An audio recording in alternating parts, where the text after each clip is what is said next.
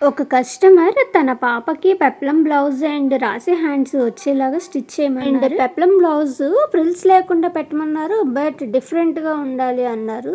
So plain గా ఉండాలి and look different గా ఉండాలి అన్నారు. సో ప్లెయిన్ గా పెట్టే పెప్లం కి కట్ వర్క్ వచ్చేలాగా డిజైన్ చేశాను అండ్ హ్యాండ్స్ కూడా లైట్ పఫ్ వచ్చేలాగా రాసి హ్యాండ్స్ తో డిజైన్ చేశాను. ఈ బ్లౌజ్ని డిజైన్ చేయడానికి 1 metre lining cloth and 1 metre హాపట్టు క్లాత్ అయితే సరిపోతుంది.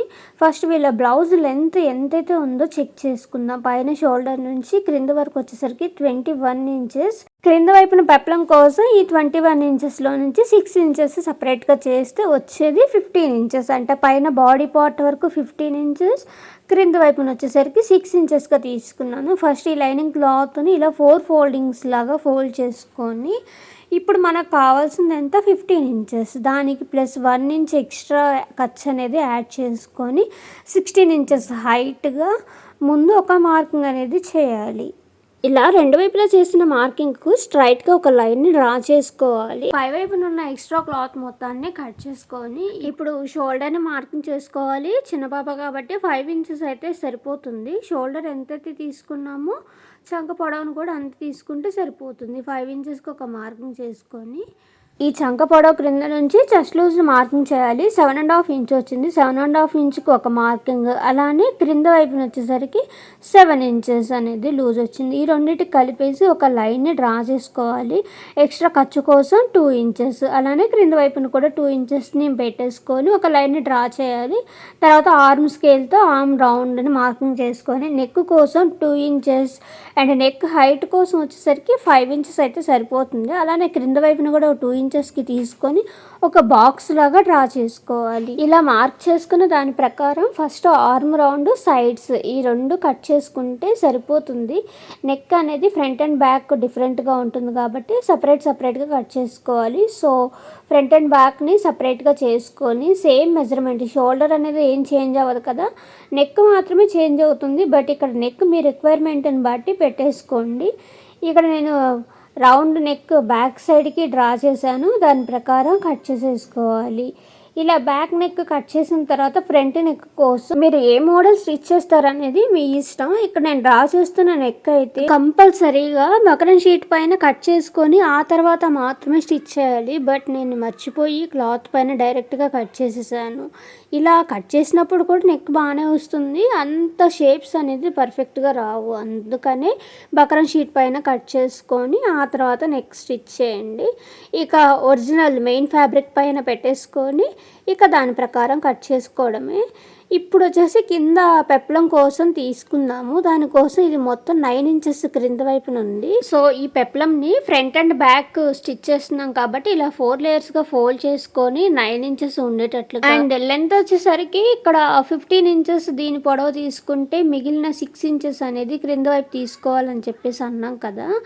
సో ఆ 6 ఇంచెస్కి ప్లస్ 1 ఇంచ్ ఎక్స్ట్రా ఖర్చు కోసం యాడ్ చేసి 7 ఇంచెస్ హైట్గా ఇక్కడ పెప్లం కోసం అనేది డ్రా చేస్తున్నాము. రెండో వైపున కూడా 7 ఇంచెస్ని తీసుకొని ముందు ఒక స్కేల్తో లైన్ని డ్రా చేసి అక్కడ వరకు ఈ క్లాత్ని సపరేట్ చేసేయాలి. సపరేట్ చేసిన తర్వాత మాత్రమే షేప్ తీసుకుంటే బాగా వస్తుంది. ఇప్పుడు ఫ్రంట్ అండ్ బ్యాక్ కోసం సపరేట్ తీసుకొని బ్యాక్ పార్ట్కి ఏమి ఉండదు, ఓన్లీ ఫ్రంట్ పార్ట్కి మాత్రమే డిజైన్ అనేది వస్తుంది. సో ఈ క్లాత్ని డబుల్ ఫోల్డింగ్ చేసుకొని నాకు ఈ షేప్ అనేది రావాలి. సో ఇక్కడ బకరం షీట్ పైన ఈ క్లాత్ ఎలా అయితే ఉందో ముందు ఆ షేప్, కావాల్సిన షేప్ని బకరం షీట్ మీద డ్రా చేసుకొని కట్ వర్క్ షేప్ని డ్రా చేయడానికి నా దగ్గర ఎలాంటి స్కేల్ లేదు. సో ఇన్స్టాంట్ యూజ్ కోసం ఒక కార్డ్బోర్డ్ని తీసుకొని హైట్ అండ్ విడ్త్ని 0.75 30 ఇంచుగా హైట్ అండ్ విడ్త్ని ఇక్కడ మార్క్ చేసుకొని దాంట్లో కర్వ్ షేప్ వచ్చేలాగా, ఇక్కడ కర్వ్ షేప్ అనేది మీకు చిన్నది కావాలంటే చిన్నది తీసుకోండి, లేదా పెద్దది కావాలంటే పెద్దది తీసుకోండి. సైజ్ అనేది మీ ఇష్టం, దాన్ని బట్టి హైట్ అండ్ విడ్త్ని చేంజ్ చేస్తూ ఇక్కడ కట్ వర్క్ షేప్ని ఇక్కడ నేను ఏ విధంగా అయితే డ్రా చేస్తున్నానో ఆ విధంగా షేప్ని డ్రా చేసుకోండి.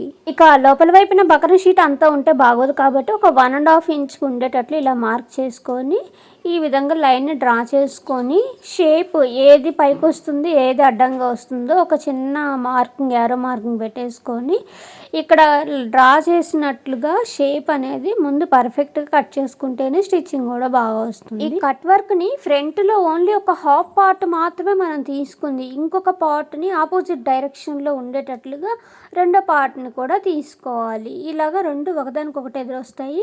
ఈ పెప్లం కోసం తీసుకున్న ఈ లైనింగ్ క్లాత్ను కూడా ఇలా 2 పార్ట్స్గా చేసుకొని ఈ రెండు ఒకదానికొకటి ఎదురెదురుగా ఉండేటట్లుగా ఐరన్ చేసుకోవాలి. ఇక రాసే హ్యాండ్స్ కోసం నాకు కావాల్సిన ఒరిజినల్ హైట్ అనేది 10 ఇంచెస్, రెండు వైపులు కూడా 10 ఇంచెస్కి మార్క్ చేసుకొని ఒక లైన్ని డ్రా చేయాలి. వీళ్ళ ఆర్మ్ రౌండ్ని చెక్ చేస్తే 6.5 ఇంచెస్ వచ్చింది. సో 6.5 ఇంచెస్ కాబట్టి 2.5కి ఒక మార్కింగ్ చేసుకొని దానికి కూడా ఒక లైన్ అనేది డ్రా చేయాలి.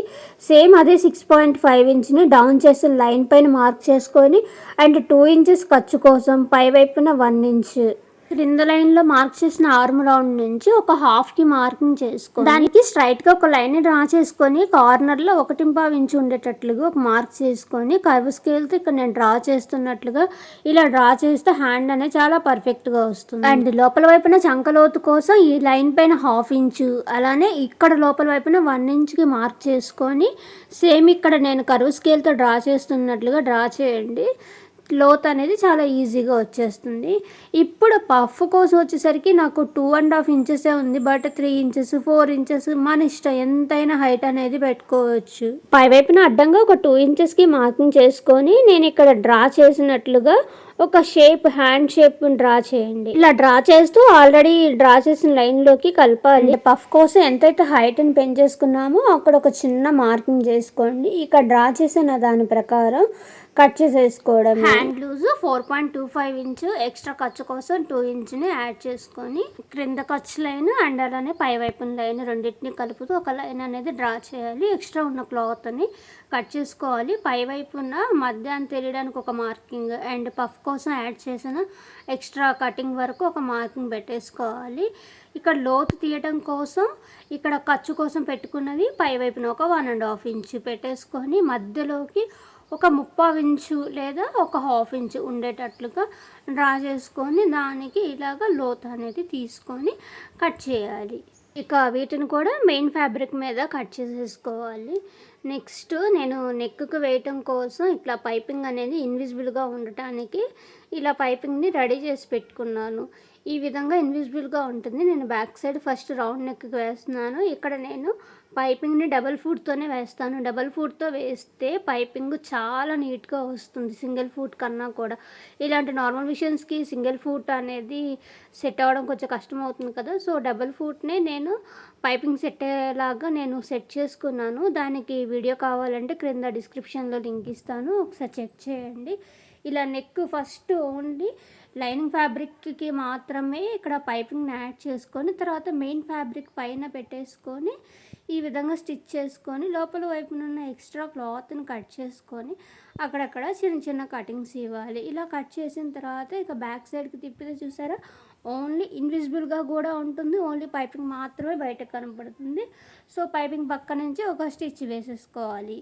ఇలా స్టిచ్ చేసుకున్న తర్వాత చుట్టూ జాయిన్ చేసుకోవాలి. లైనింగ్ అండ్ మెయిన్ ఫ్యాబ్రిక్ రెండు కలిసేటట్లుగా మొత్తం జాయిన్ చేసేసుకోండి. తర్వాత ఇలా పెప్లం కోసం తీసుకున్న ఈ కట్ వర్క్ ఉంది కదా, మెయిన్ ఫ్యాబ్రిక్ని కూడా ఇలా 2 పార్ట్స్గా చేసుకొని ఇప్పుడు లైనింగ్ క్లాత్ మీద నేను ఇక్కడ ఐరన్ చేసి పెట్టాను. ఈ క్లాత్ని రెండు కూడా ఒకదానికొకటి ఎదురెదురు ఉండేటట్లు పైనది క్రిందేది చూసుకొని జాగ్రత్తగా ఇప్పుడు లైనింగ్ క్లాత్ని మెయిన్ ఫ్యాబ్రిక్ పైన పెట్టేసుకొని ఇక్కడ స్టిచ్ అనేది బక్రం షీట్ పక్క నుంచి స్టిచ్ వెళ్ళాలి.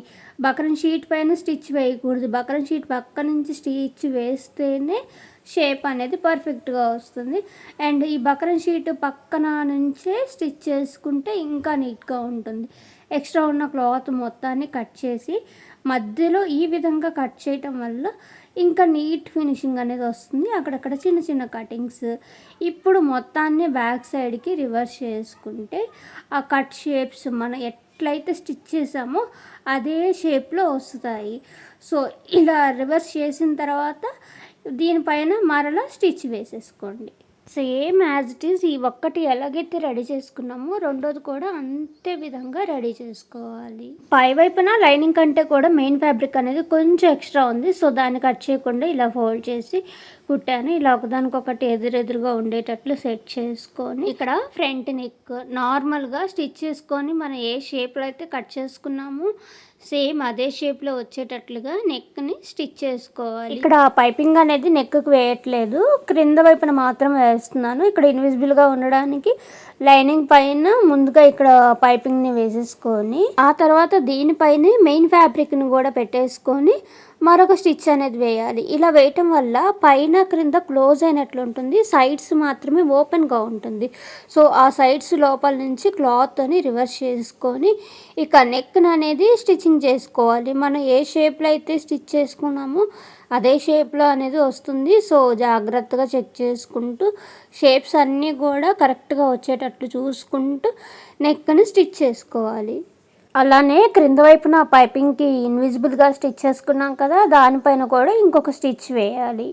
నెక్స్ట్ ఈ బ్లౌజ్కి డాట్స్ వేయాలి. దానికోసం ఈ బ్లౌజ్ని ఇలాగా షోల్డర్కి మధ్యలోకి ఫోల్డ్ చేసుకొని నెక్ కంటే కొంచెం క్రిందకి అలానే క్రింద వైపున కూడా ఒక 3 ఇంచెస్ పైకి ఉండేటట్లుగా చూసుకొని రెండు వైపులా ఈ డాట్స్ని సేమ్ సైజ్ ఉండేలాగా మార్కింగ్స్ పెట్టుకొని స్టిచ్ చేయాలి. తర్వాత ఫ్రంట్ పార్ట్ మొత్తాన్ని కూడా సెంటర్లోకి ఫోల్డింగ్ చేసుకొని ఒక మార్కింగ్ చేయాలి. పెప్లం పార్ట్ని రెడీ చేసుకున్నాం కదా, ఈ మధ్య మార్కింగ్ నుంచి అటువైపుకి అలానే రెండో పార్ట్ను కూడా పెట్టేసుకొని దానిపైగా ఒక స్టిచ్ వేయాలి. ఇలా ఫ్రంట్ పార్ట్ అనేది రెడీ అయిపోయింది. బ్యాక్ పార్ట్ని ఎలా స్టిచ్ చేశాను అనేది వీడియో షూట్ చేయలేదు, బట్ చూస్తే అర్థమైపోతుంది. లాస్ట్లో చిన్న క్లిప్ అనేది యాడ్ చేస్తాను.